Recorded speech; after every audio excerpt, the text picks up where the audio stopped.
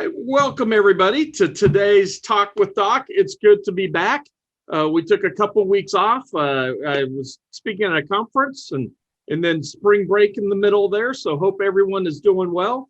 I am so excited for today's talk. We're honored to have a dear friend of mine, Jocelyn Ramos Campbell, amazing speaker, amazing disability ministry leader, and does a great job down in Florida. And today we are going to be talking on diversity and special needs in the church, and just how we can, how the church can come along and engage with families with special needs and work with that whole multicultural component. And such a very needed topic that we all need to know how we can be more inclusive, not just with special needs, but also multicultural. And something that unfortunately we don't always think about. So again, it's my honor. Welcome, Jocelyn. Take a minute and introduce yourself and let everyone know how awesome you are. Well, hello, everyone. Thank you so much, first, Doc, for having me on. It's an honor to be here speaking today. My name is, as Doc said, Jocelyn Ramos Campbell. I am a mom, first of all. I am a wife. I am a special needs pastor at Hope International Church here in Groveland, Florida, which is right outside of, I like to say, Mickey Mouse land of Orlando, Florida. And I have been a speaker. I have been a columnist, blogger. I've done many things in communications, worked for the federal government for many years. But my passion has really been in ministry. I've done ministry all of my life. And in the last few years after I became a mother of a special needs child with autism, I have been focusing and become certified as a disability ministry leader. I am a respite care buddy break director as well. And my passion has really been about helping other special needs family like myself, because I am walking this path as well, and really kind of encouraging special needs families and helping them to lift them up. And especially those families who are multicultural like myself. I am a multicultural family.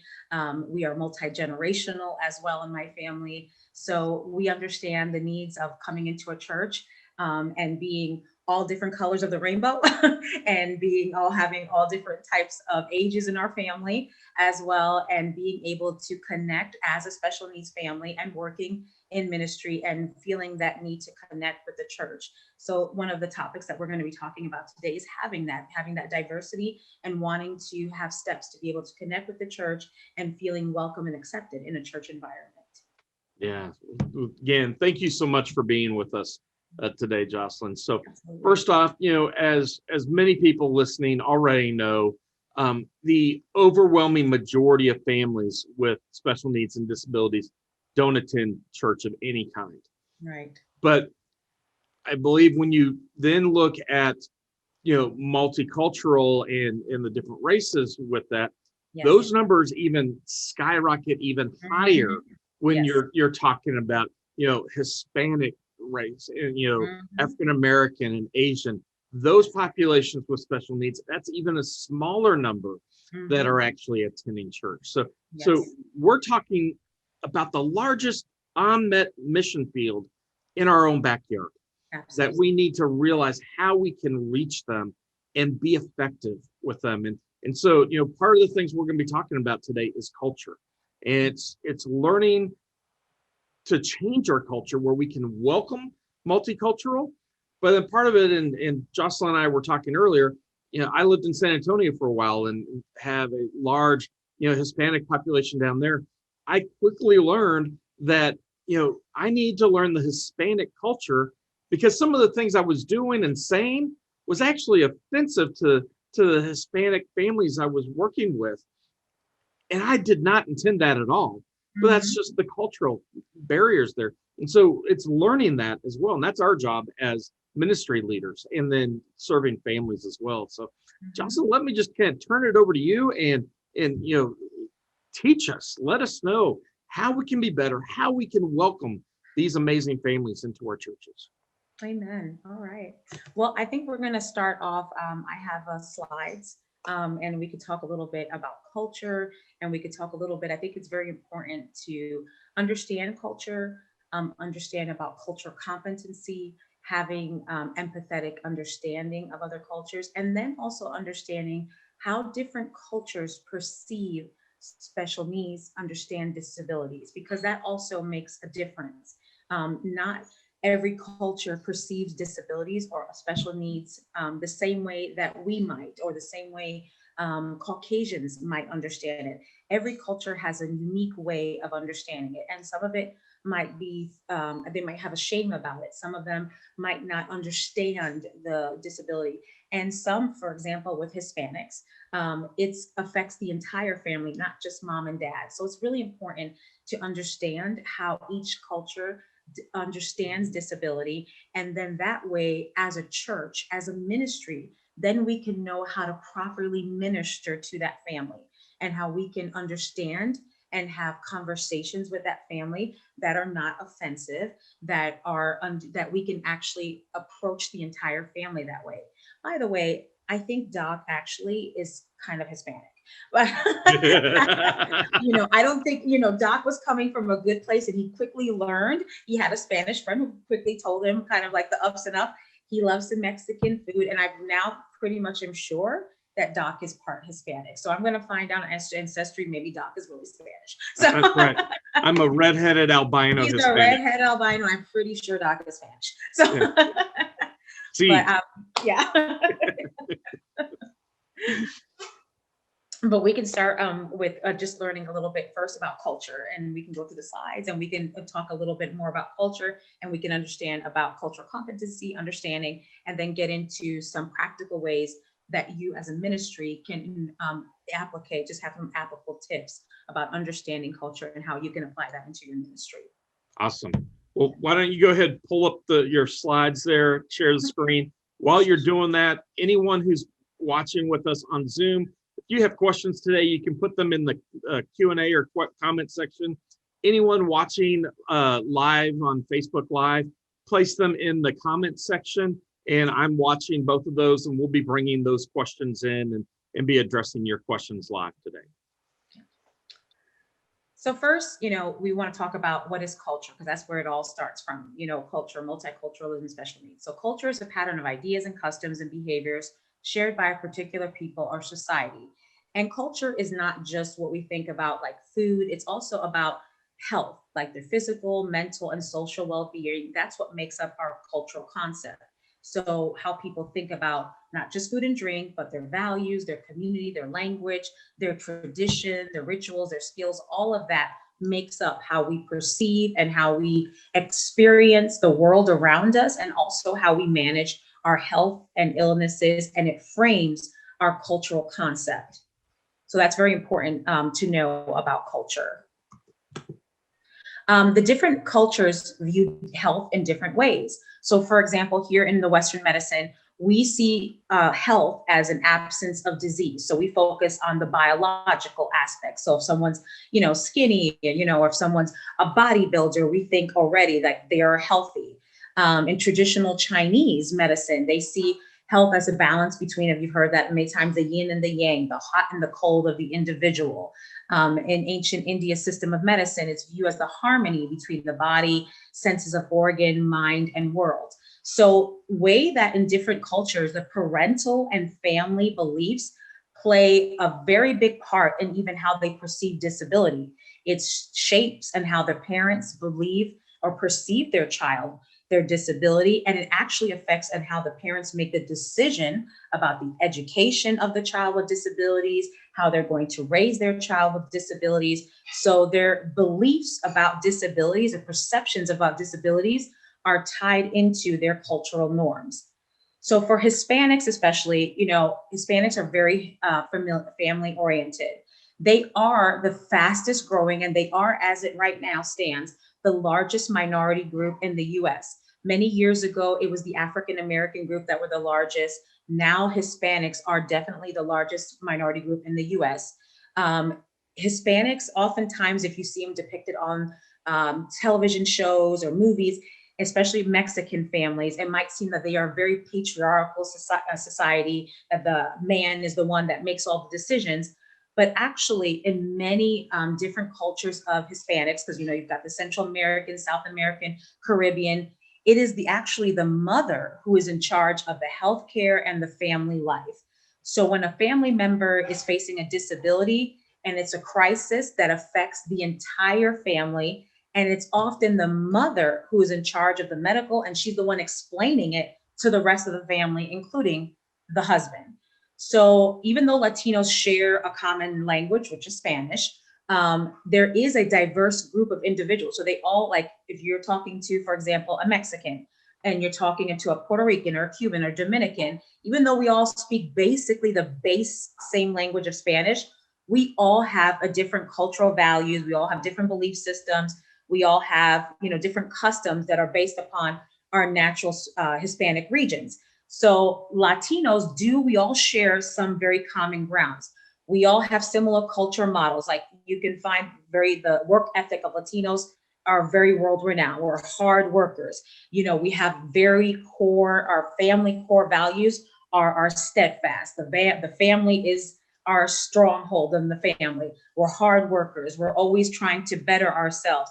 Education is also something that is very important to Latinos. And sometimes that gets perceived in the media like it's not, but it is. Hard workers, education is very important. Family is very important.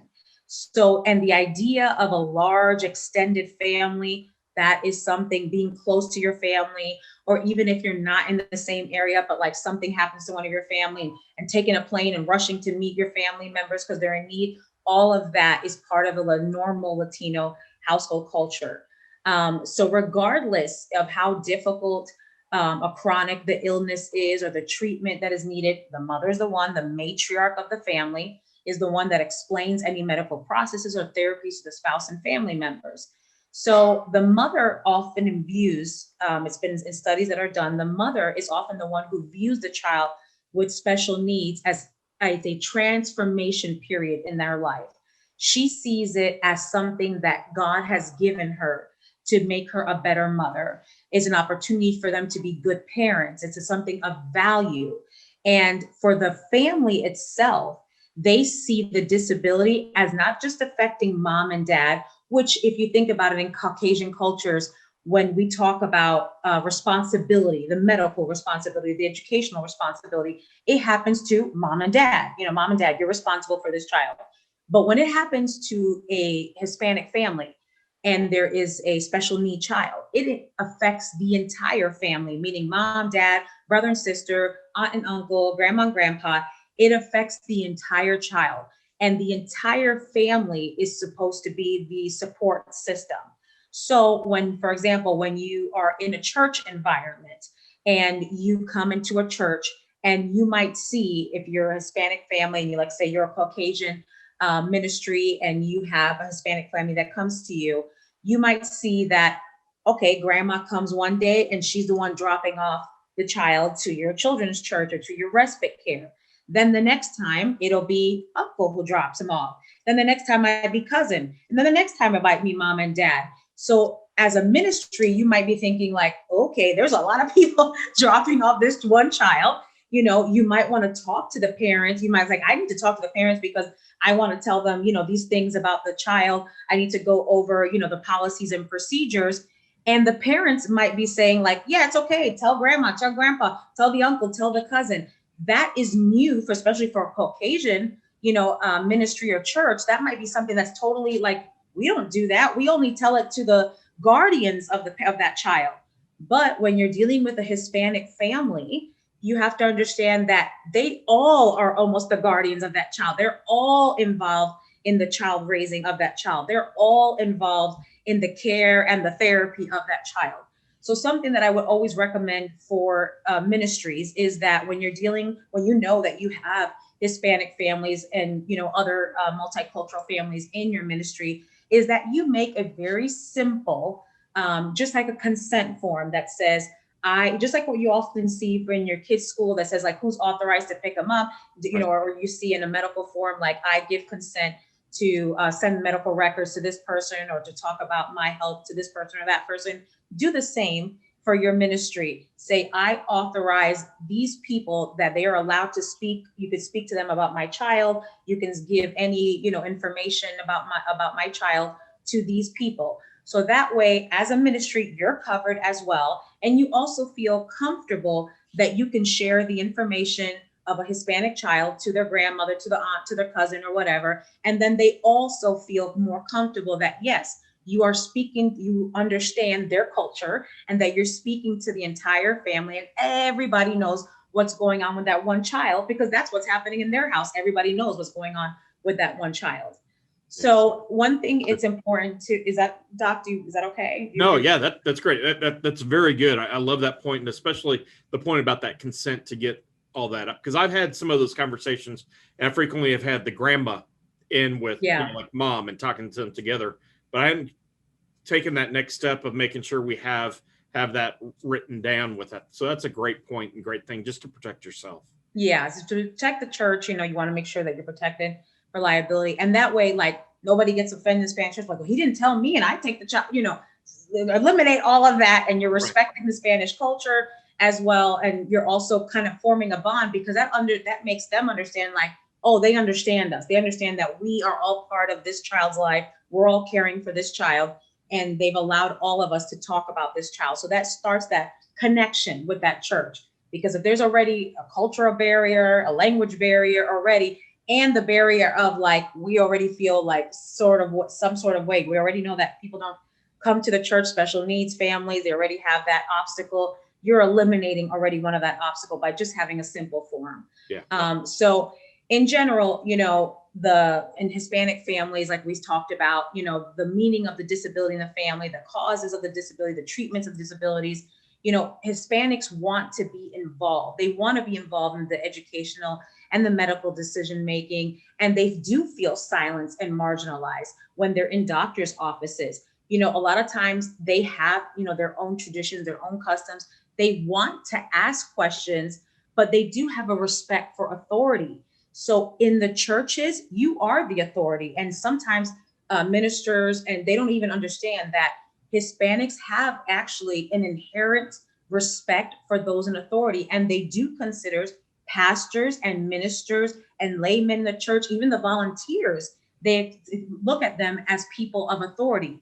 So if you tell them something, they will not come out and, like, argue with you or say, well, wait a minute, I have a question. They will stay silent and just might not come back to the church. That's what they'll do instead of asking a question. So to eliminate that, that's what we're kind of coming up with tips of that you can help them, because they'll just stay silent, and they do have questions, but they will not ask them. So they want to be heard. They do want their voices to be heard. So I think it's important that when you are looking at a Hispanic family and when you're talking to them, that you are conscious of some of these belief systems that they have. They do believe, whereas in other cultures might see this as like, oh, a child of, like, you have a child with a disability might be a punishment from God. Oftentimes, Hispanic families look at it as a blessing from God, that they were blessed from God to receive a child with a disability, like God blessed them because it's a gift from God, that they are special enough to be caring for this child that they see as might be like an angel from the Lord. They often think of the special needs child as a gift that God gave them, that they were worthy enough to take care of this special needs child. So they already have, so that's important to remember too, because they do not see, oftentimes, they do not see the child as, oh, this was a punishment for our sins. Not a lot of times they don't. They see them as, God thought of us as worthy enough. Our family is worthy enough to take care of, almost like this little angel from God. So that's also another thing, something to keep in the back of your mind, that they see this as a gift, a precious gift from the Lord. So they find this as something, especially the mothers, they find this as an experience to be uplifting for them and transformative for them. And consequently, because the mother feels like that and she's the matriarch, it kind of flows down to the rest of the family as well.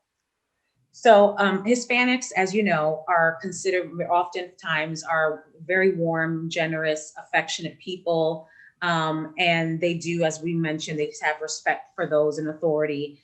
And they're very much also, language and nonverbal cues are important to Hispanic people. So that whole thing of looking them, even if you don't speak Spanish, looking at them in the eyes, giving them a hug. Those nonverbal cues are extremely important to them. Even for the ones, even if you don't speak Spanish, grandma who might be 70 or 80 or 90, even telling grandma and just saying hola and giving her a hug means a lot to grandma. Okay. Grandma is another matriarch, very important in the family. And you saying hola to grandma and giving her a hug, you don't have to speak Spanish, but that speaks volumes to the head of the family. Okay. And that means a sign of respect. They love the hugs. They love the, doing that to them, grabbing their hands and saying, we're so happy you're here, even if they don't understand it, but they understand that you're grabbing them and saying, hola, we're happy you're here. They understand that, even if they don't understand the words, but they can get the sense of that you are just connecting with them. So those kind of nonverbal cues are very important. Another thing that's important, and we're going to talk about that a little bit later too, but another thing that's very important is having any of your documents that you have, obviously in English, policies and procedures, putting all of that in Spanish. That's very easy. You could go do Google Translate. You can have someone in your congregation speak Spanish. You can easily translate that. You can translate documents within 5 seconds online. Everything. Also find high school or college colleges. Who need that extra experience or yes, sometimes even extra credit to do that. So those are all great things that you can do. Great do to translate. It means so much to have you seen things in your language, especially for Hispanic people, because that's letting them know. It might seem like, okay, that's standard. No, for them who are oftentimes when they go to doctor's office, they have to go find someone to get a translator. They understand that when you have to do all of that extra steps, it makes them feel uncomfortable. It would make anyone feel uncomfortable because it's like, okay, they don't even have what I need here, even just something, a simple paper. They got to go find someone. It already makes them feel uncomfortable. But to know when they walk into church, which should already be a welcoming place, and they have everything, all the papers that you would receive in English, and they already have it in Spanish, you're eliminating another barrier. You're making them feel, hey, we want you here. Here's everything you need in Spanish. Here's the welcome packet. Here's our policies and procedures, whatever it is that you normally give when you come into a children's ministry. Here it is in Spanish. That's already another connection point. You're eliminating all those barriers and making them feel welcomed into your ministry. We're going to talk a little bit about African Americans.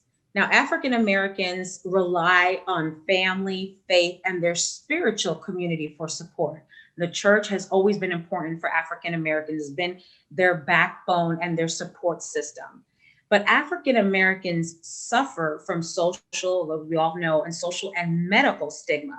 So the stigma attached to mental health conditions or special needs diagnosis within the African American community contribute actually to the misdiagnosis of autism or other special needs conditions and the underuse of available treatment services. That's why it's been documented that many African American children are not diagnosed with autism or other special needs until later on in life, even though they had signs of those the autism or special needs. They had it early on, like at the ages of 2, 3, 4, and 5, and they actually don't get diagnosed until they're actually like further on in school. So that often happens to them. So due to their social stigma, some of the African American families are actually more resistant to accept the diagnosis and accept treatment because they are oftentimes, because they are getting those diagnoses much later on, they don't have access to quality and affordable and cultural competent healthcare. There's been a less discussion about autism at an early age for them and other disabilities, and healthcare providers do not give them access to quality healthcare.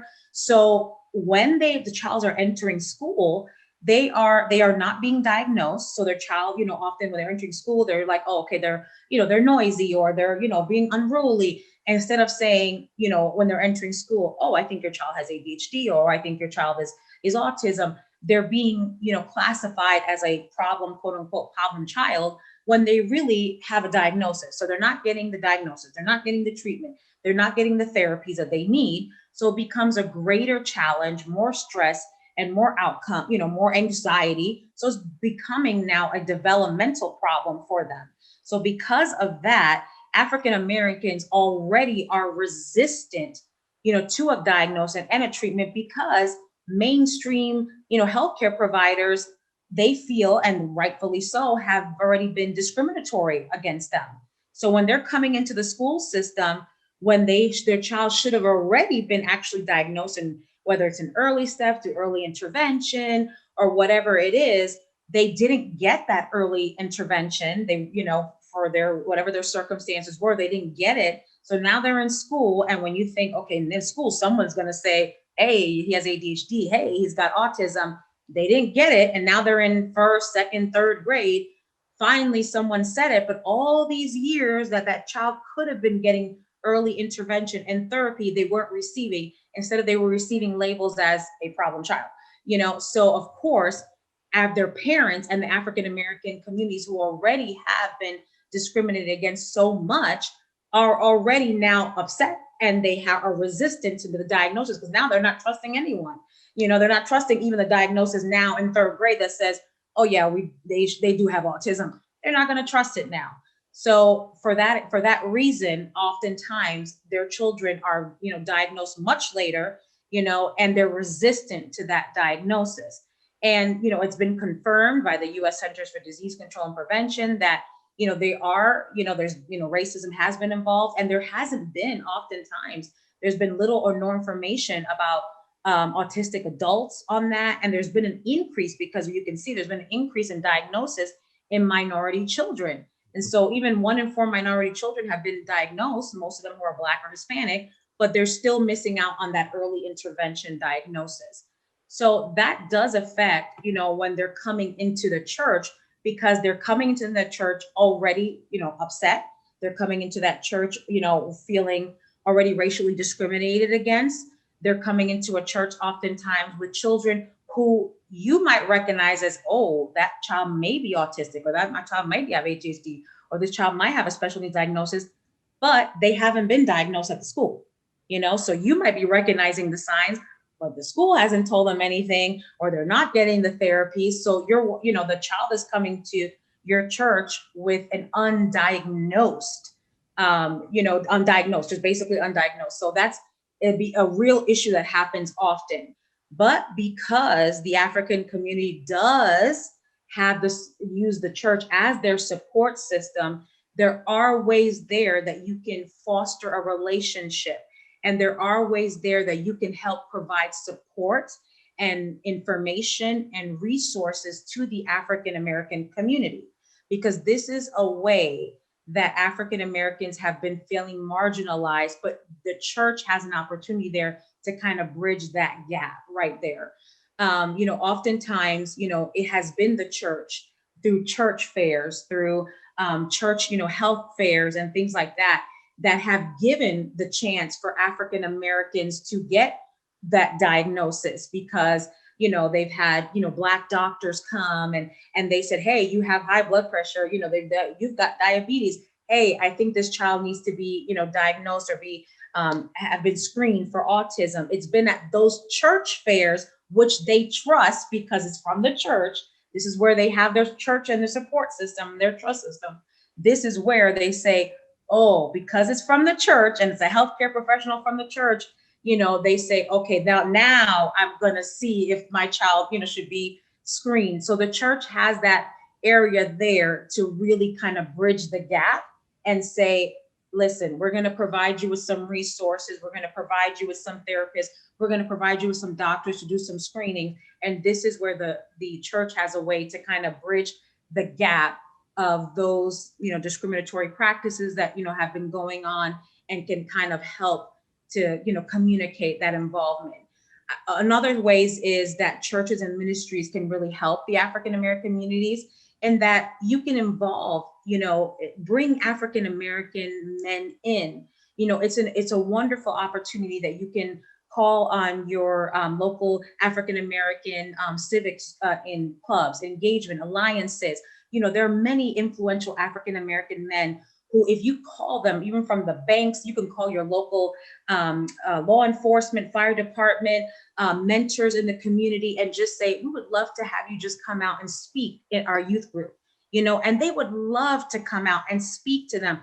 It is something to see for African Americans to see, especially their men, to come out and see a successful banker or a man who has a successful business in the community, and just to speak life and encouragement to the African American community, to the youth, have a just, to come to the church and just speak a few minutes. You could create, celebrate African American history. That's a wonderful time in February for them to come out and speak and just advocate, for African American children and families.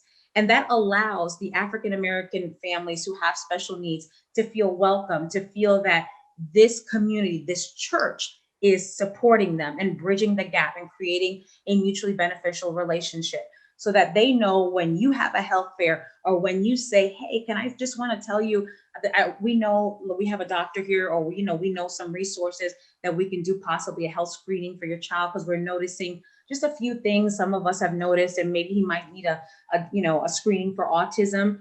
They know you're coming in love, that you're not coming to attack them, even if you are Caucasian or whatever you are. You're coming in love to support them, and they'll be well received. That's good. Very good. Next ones are Asians, and Asians are academic focused. We all heard the tiger mom and all that, and they are.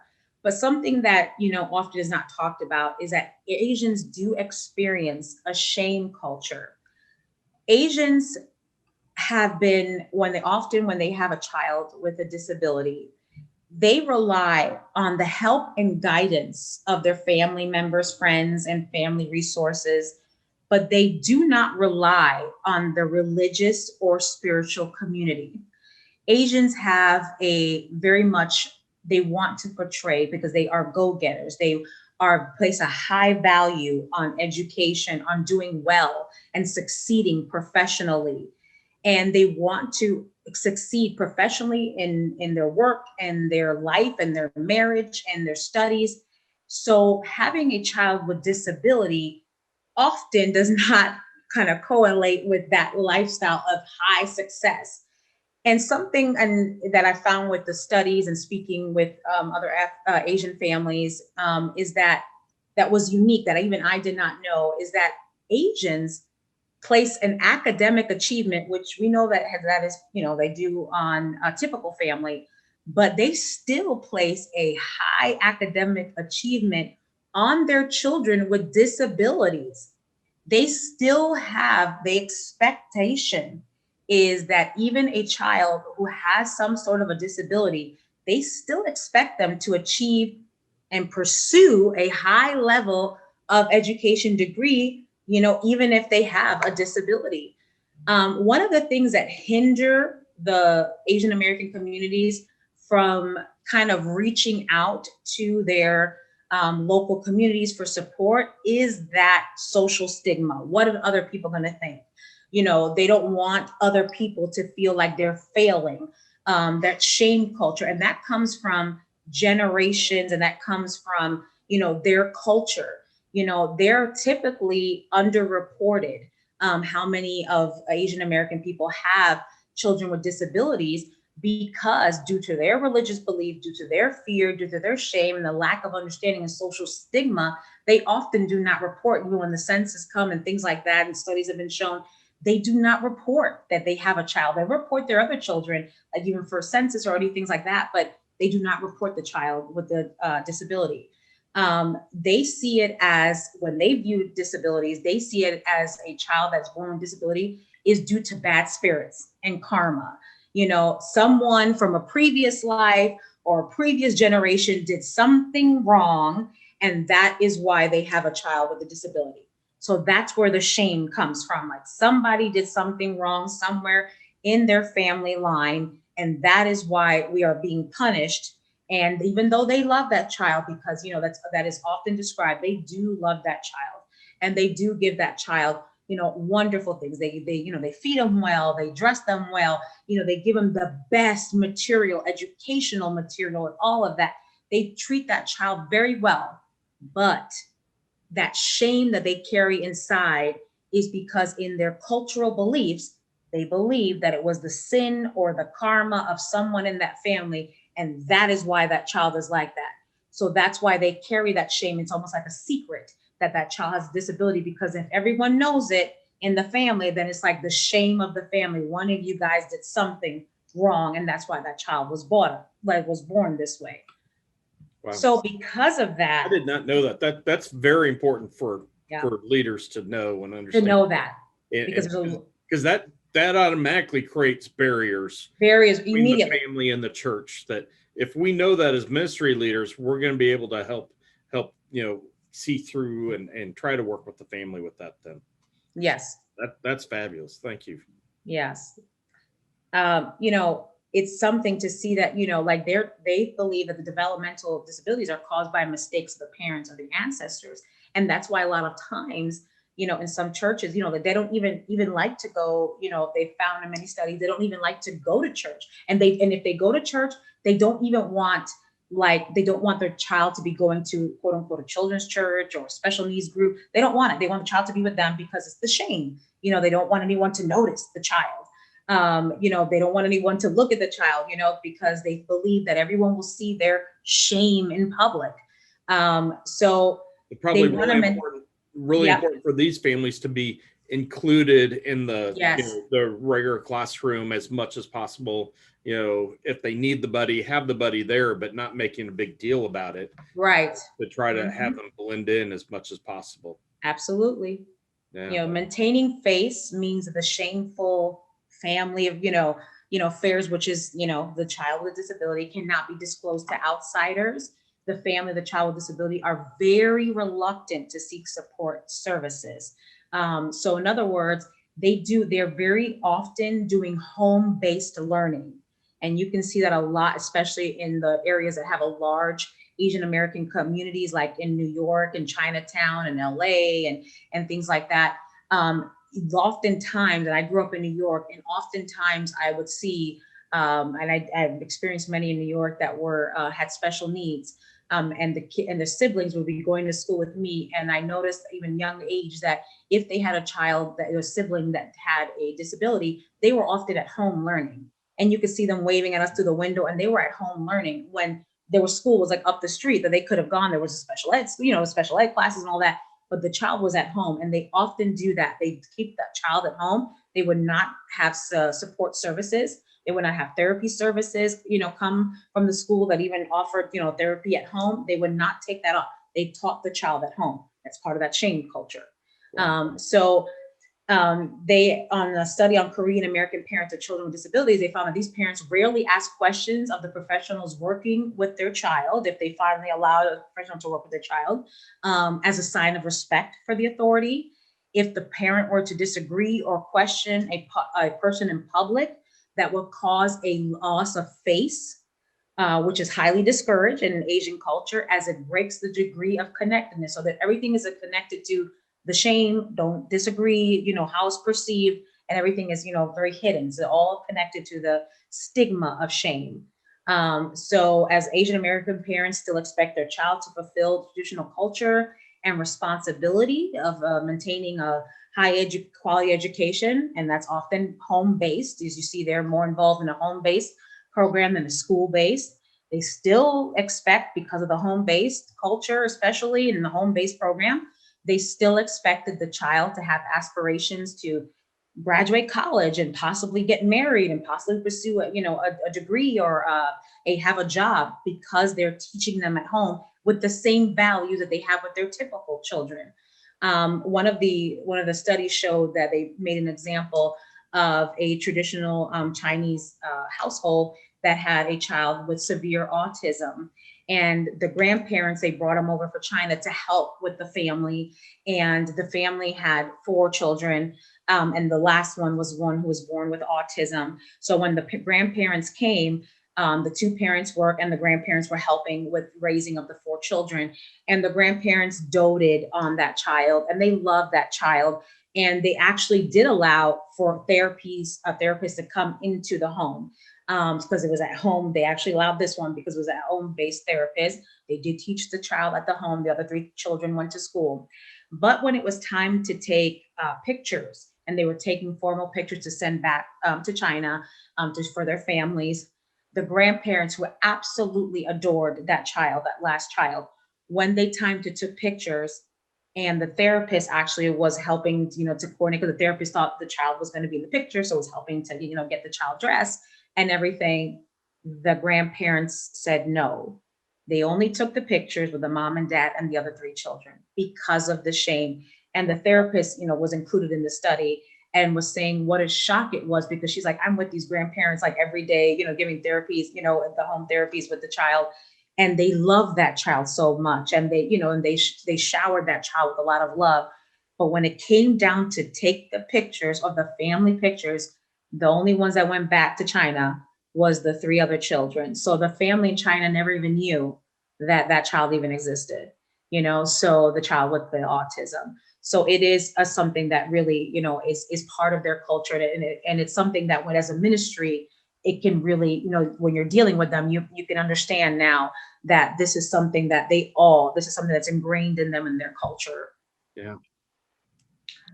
So something that when we as ministry leaders, when we're dealing with just having kind of a self-awareness and understanding, is having that cross-cultural competence, being self-aware about being aware of your own beliefs and values when you're speaking with others, and having an understanding, obtaining information like we're talking about now on the culture and the backgrounds of the families being served in your ministry or church, and engaging, working with families, and using approaches that are sensitive and receptive to the other cultural experiences. Having empathy, it's very important when you have empathy to understand cognitive empathy, understanding the perceptives of the thoughts of another, emotional empathy, feeling and sharing the experiences of another, and compassionate empathy, understanding and being moved to take action. I think that's very important when you're understanding. We all want to be understood, and we all want to be loved, and all want to be accepted. But those empathy, when you're dealing, especially in ministry, when you're just taking the time to understand someone else's point of view, it means so much. And that's kind of those nonverbal cues too, just listening. Sometimes just being able to listen to another's perspective, another culture, what they're going through with their special needs child means so much. For churches and ministries, setting the cultural example. We have the responsibility to preach the gospel to every person, and just to remember, that faith works by love. Are we operating with the love of Christ for others?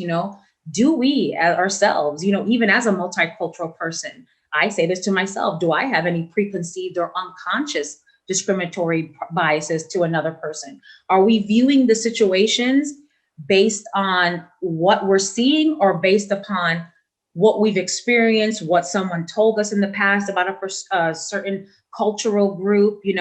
Is our attitude as a pastor, teacher, parent, or volunteer, are we looking at this and from the perspective of what we're looking at right in front of us, or what we were taught even ourselves based upon what our parents taught us, what our own culture told us about these group of people? So it's always good to kind of have that self-check, within ourselves, and being intentional. We need to create an atmosphere of trust. That is something that is so important. A lot of times, a lot of these cultural groups, they have come to churches and the trust has been broken, whether it's been they have shared some sensitive information and it's been told, around the church, or they told the pastor when they wanted to just, kind of keep that between them and the pastor of that ministry or the volunteer, and it's been told when they didn't want it to. I mean, a lot of issues have happened with these, cultural groups. And you wanted them to know that within that ministry, within those volunteers, whatever the pastor of that ministry is, it's got to be an atmosphere of trust. And that if you are going to share something with the senior pastor, it is with their permission first. Sometimes, we want to do by just trying to help them so much, you think, oh my goodness, this is something the senior pastor with, and you just going to share it with them because you're trying to help. Don't do it without okaying it with them first. Absolutely. And that's something that we forget because we're just so anxious to help or something. Don't do that without telling them first, and, kind of create diversity, and, when you're talking about diversity, if you're having volunteers and you have an opportunity, even if it's teens, to have some diversity in there, have it, find a Spanish person, find an African American, find an Asian American, that can just kind of create a little bit of diversity, whether it's worship environment or small groups, just kind of having that way. Oftentimes if you let people, the majority of people will kind of navigate to their own cultural group, and kind of being the one to mix it up, make it intentional so people can sit together with people that are not of their same culture. So that it'll be a diverse, kind of group. And learn to embrace each other's, when you're in a church, make it a place where people feel comfortable and to be able to share, and that whatever's shared within a small group, that that this is a safe place to talk. Because oftentimes when they're in doctor's offices, when they're at the school, it's not sometimes safe places for them to talk. So I think also communication, we've talked about, the nonverbal, just simple things, shoulders, giving direct eye contact, grasping hands, and having those communication in their languages is really great. Knowing your community. So if there's events that are happening in your community where you can be a part of, where you can set up a table for your ministry, it's great. If your school is having a family day or family fun day, and they're able to have different vendors or areas from the community that are able to be there, your ministry should be there. Just having a signage, having some balloons, sharing information about your ministry. If there's a way that your church can have a family fun day, or there's a way that your church can be having an opportunity to have a way that the community can come to you, then do that. Have an event that you can bring the community to you. If you can be at an event where traditionally underrepresented groups are there, like a Head Start, or when they often have days where they have low income families can come out, or they're offering free food. It's great, even if you can be there with just a pamphlet about your ministry. Be where your community is at. Be where you can serve your community, and at least let them know that you are here to serve them. Right. Yeah, Jocelyn, one of our viewers, Rahel, made a great statement I just have to share. Sure. And kind of going with everything you're saying, I know you're in full agreement with this. She said, being aware doesn't make a difference if action doesn't follow. Absolutely. And that's such a powerful statement and so important. That's why I felt I have to share that. And so, this is one step today, just learning and being aware.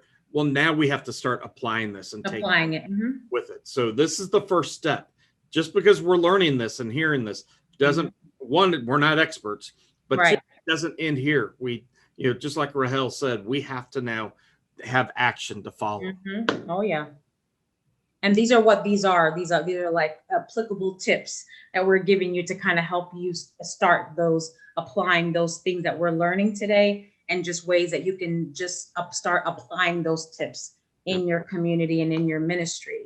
Create a two-way dialogue, ask questions to understand the needs of the family. Oftentimes I find that ministries, we don't ask what these families need. Like we just assume, like even when we're doing an event, you say, okay, we're going to do an event for families and we're going to have it on a Friday night.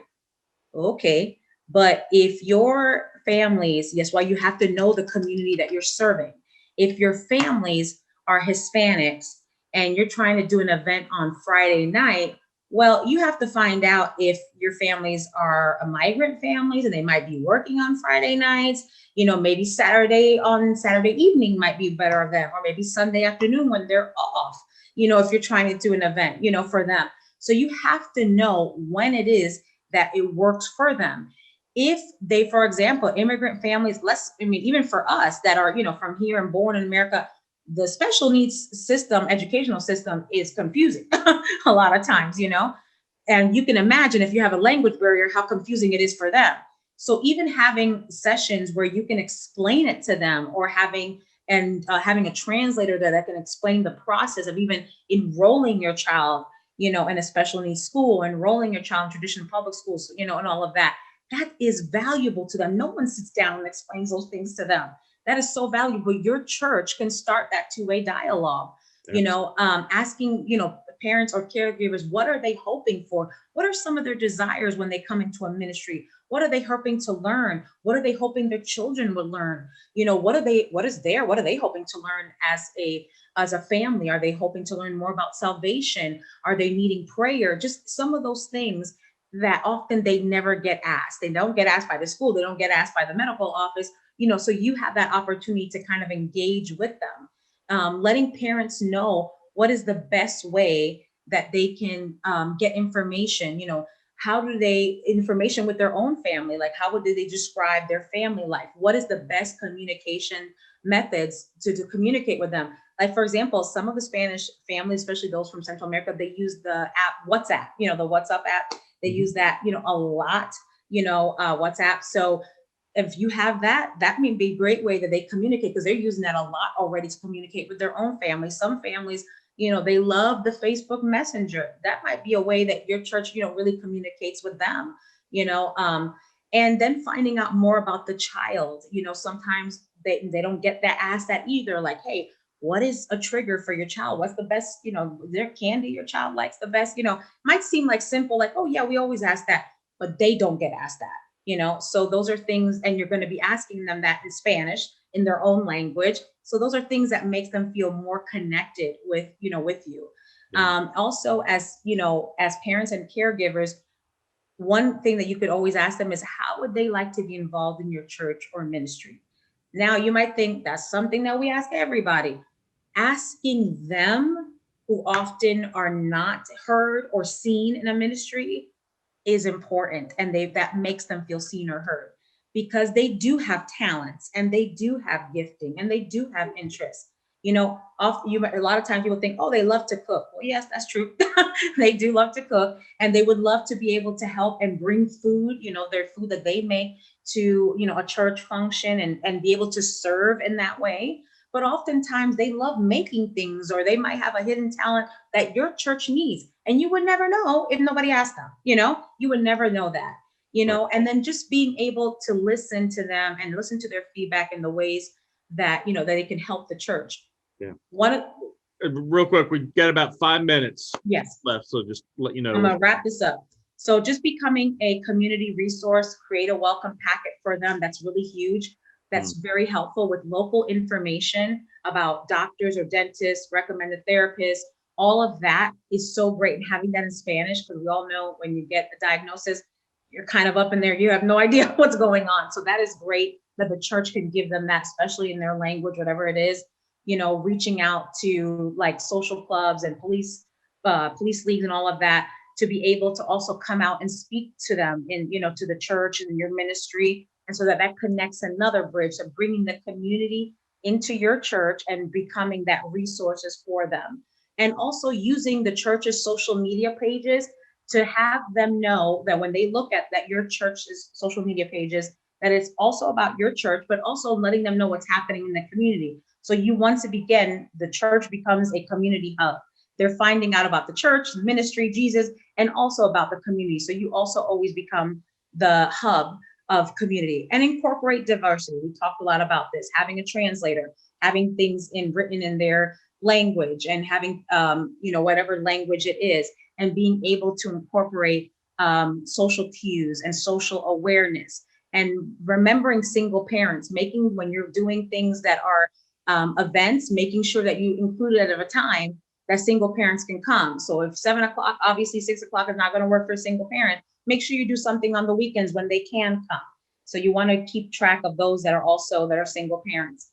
And if you do not have, if you're primarily a Caucasian, for example, church, and you do not have people that are different, you might have a congregation that has a certain nationality, but you do not have in your leadership team different diversity, you can always have a diversity equity team. And that could be people from outside the church, or it could be people that, want to help your church, just so that they can add another set of eyes. They bring in cultural diverse speakers. They can review things with an inclusive lens, have a cross-cultural calendar that incorporates things that are for diversity events. You can translate communication to multiple languages. For things that are for the church, You can have diverse images, of course, in your room of different colors, ethnicities, shapes, disabilities, things like even for holiday parties. Like, for example, I always say the Dia de los Tres Reyes Magos, which is the Three Kings Day on January 6th. So that's extending Christmas for the Hispanic kids, but you can celebrate that because of three wise men's days after Christmas, January 6th, the wise men come. And traditionally the wise men come and they give a little gift because they're leaving baby Jesus and they leave an extra gift. Kids love that, extra gift after Christmas.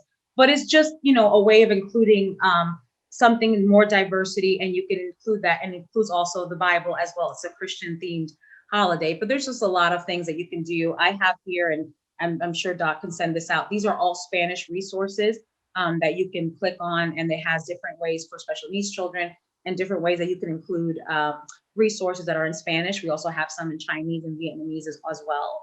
And these are just kind of just a recap of ways just to kind of remind you of connecting and multicultural with special needs families, but also ways that you can apply those tips as well. But I hope this has been helpful to your listeners.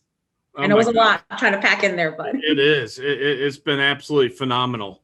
And so, if anyone's interested in having this handout here, or the handout, or any of this here, you can email us at info@soarspecialneeds.org, and we'll be happy to send that out to you. Jocelyn, this has been fabulous information today. And my prayer is that everyone's going to be able to apply that. A lot of good information. I've learned a lot. I'm sure many of our people have learned a lot here as well with it. And so, just so helpful. Got a lot of,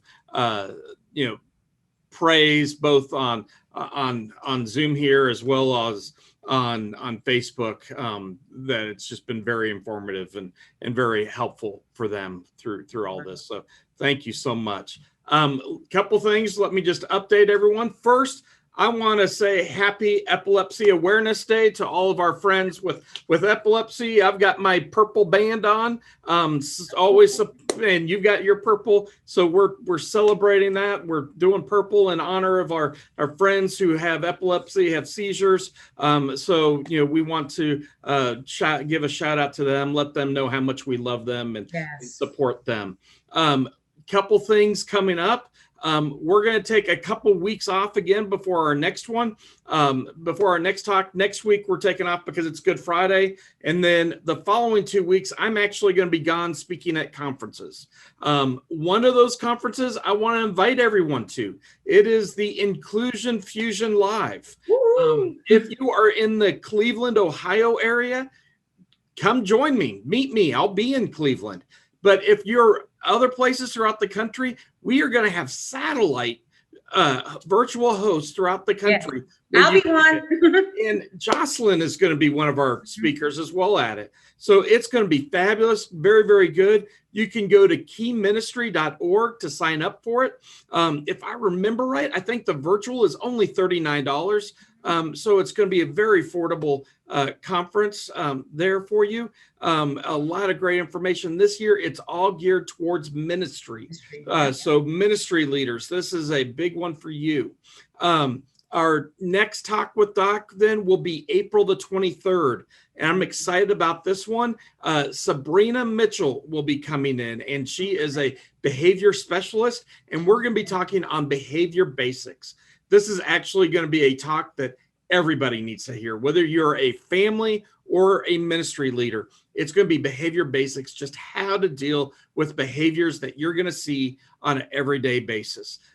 Good reminders that we're going to need to know for that. So count on that. April 23rd, behavior basics for our next talk with Doc from noon to 1 Central Standard Time. Otherwise, got a couple other things we want to let you know about. One, we have our registration open for our SOAR summer camp. If you are in the Kansas City area, we have it in person. We'd love to have you join us. If you're anywhere else in the country, we're offering it virtual as well. And so churches, partner with us. We'd love to be able to provide a virtual camp for you for your entire ministry. We can set aside a special time every day where we can just have your ministry there. If you want to do that, you can email us at info@soarspecialneeds.org.